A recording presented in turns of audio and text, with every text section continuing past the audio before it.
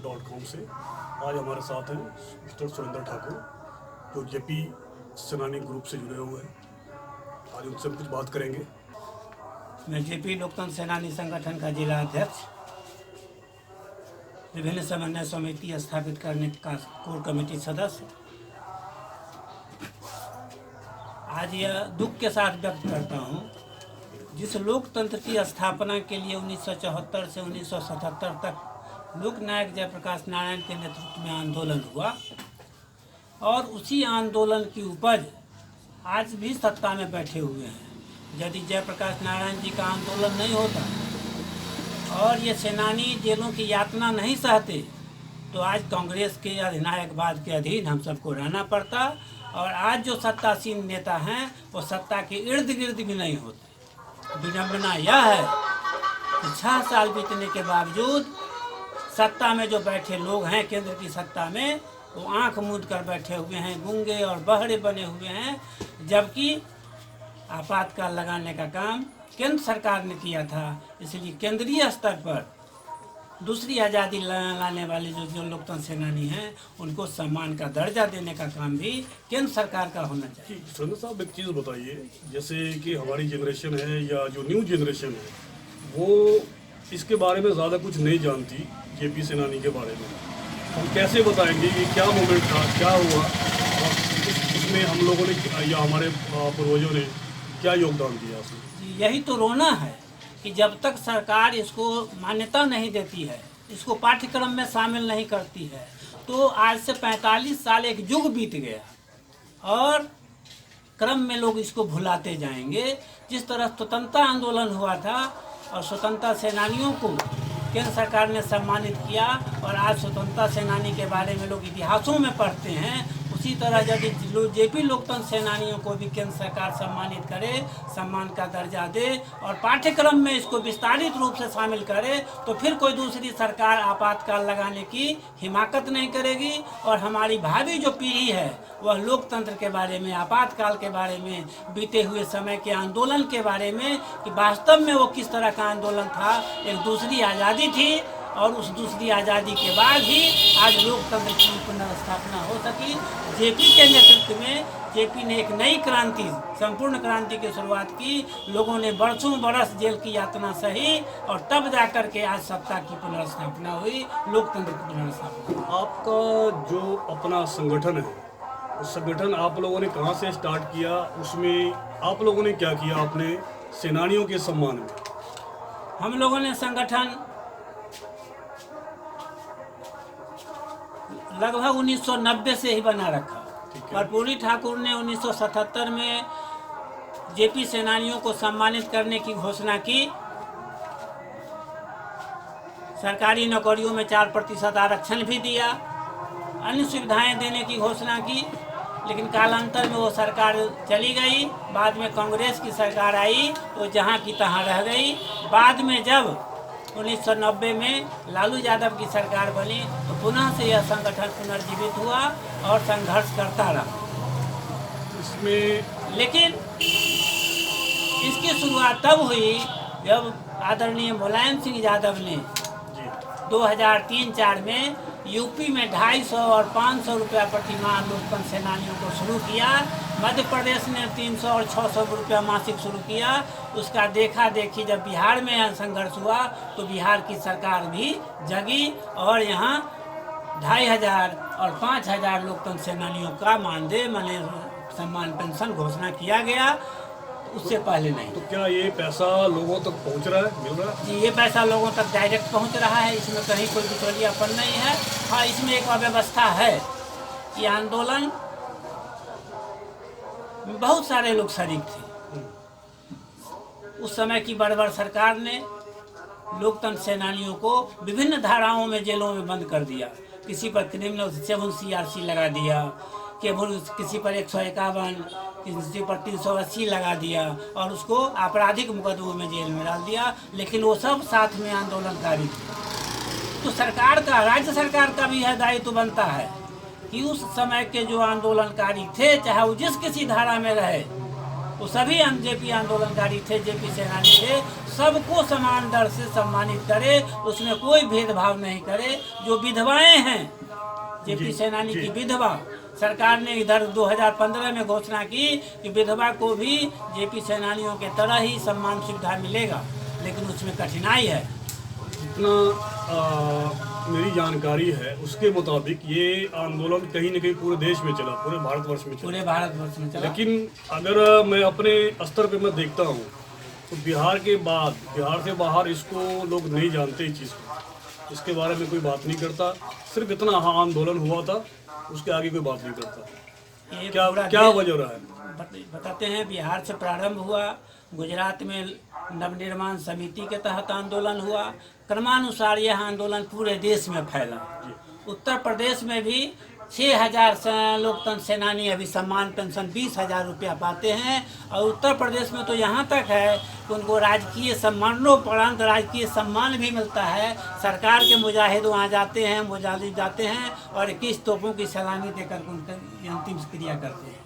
मध्य प्रदेश में इसके लिए विधेयक बना हुआ है और वहाँ 25,000 रुपया मासिक सम्मान पेंशन मिलता है और सारी सुविधा मिलती है।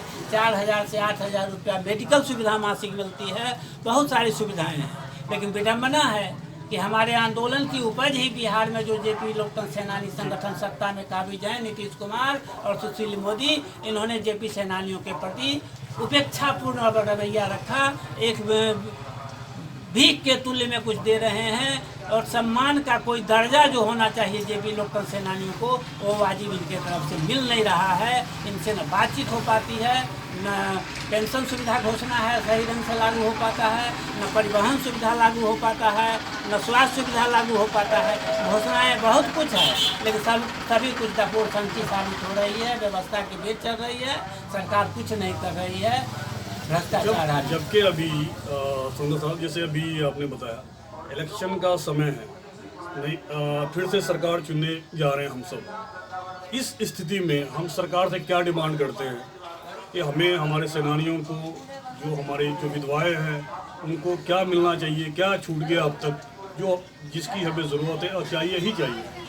क्या डिमांड है सरकार से? हमारी मांग है कि देर भले ही हुआ है, लेकिन सरकार को चाहिए कि सभी सेनानियों को एक समान आपराधिक उस पर जो आरोप है हटा करके सेनानी का दर्जा दे।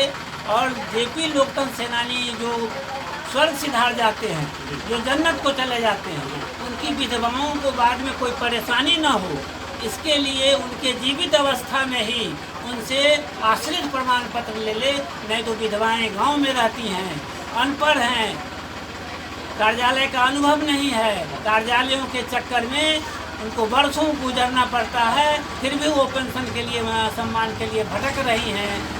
समस्तीपुर अंचल कार्यालय से जिला कार्यालय और जिला जेपी कोषांग पटना तक फाइलें दौड़ती है, कभी जांच सत्यापन के नाम पर, कभी एकमात्र आश्रित का प्रमाण पत्र के नाम पर नहीं। तो यह जीवित अवस्था में यदि यह प्रमाण पत्र ले लिया जाता है जेपी सेनानियों से, तो बाद में उनकी आश्रितों को कोई कठिनाई नहीं होती, सारी सुविधा मिल जाती। इसको अगर मैं दूसरी तरह से देखता हूँ तो ये, जैसा कि पूरे देश का टॉपिक है, देश की चीज़ें हैं, बातें हैं, तो फिर हम स्टेट वाइज क्यों बात करें? सेंट्रल इस पे काम क्यों नहीं करती? जी, ये मूल विषय है। यह आपातकाल केंद्र की सरकार ने लगाई जी। राज्य सरकारों ने अपने स्तर से कुछ सुविधाएं देना प्रारंभ की, चाहे वो यूपी हो, महाराष्ट्र, दायित्व तो सेंट्रल की, राजस्थान की हो, बिहार की हो, छत्तीसगढ़ की हो, उत्तरांचल की हो, हिमाचल की हो, जहाँ कहीं की सरकारें शुरू की, हरियाणा की हो, सभी ने शुरू की।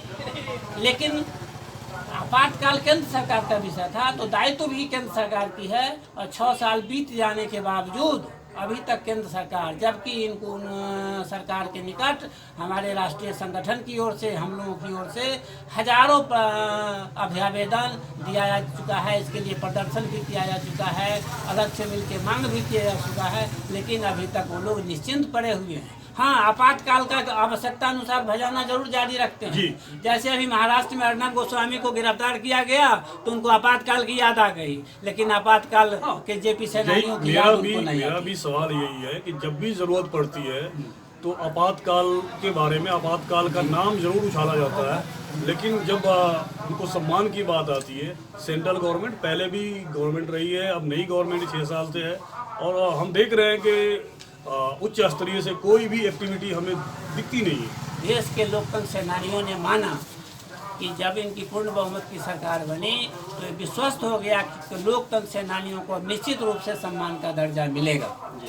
लेकिन 6.5 साल बीतने के बावजूद अभी तक कोई बार बार घोषणा हुई कि अब करेंगे, अब करेंगे, अब करेंगे, अब गौर का फरमा रहे हैं, लेकिन समय व्यतीत होता जा रहा है। इसको अपने सियासी फायदे के लिए केंद्र सरकार, इसे केंद्रीय मंत्री तथाकथित नेतागण इसको भजाते रहते हैं, लेकिन लोकतंत्र सेनानी कोई क्या कहते हैं सम्मान की बात नहीं हुई, न सुविधा की बात हुई और न पाठ्यक्रम में शामिल करने की बात हो रही है। यदि पाठ्यक्रम में शामिल हो जाए तो भविष्य की हमारी आने वाली पीढ़ियां इस लोकतंत्र के इतिहास को काला अध्याय को जान पाएगी।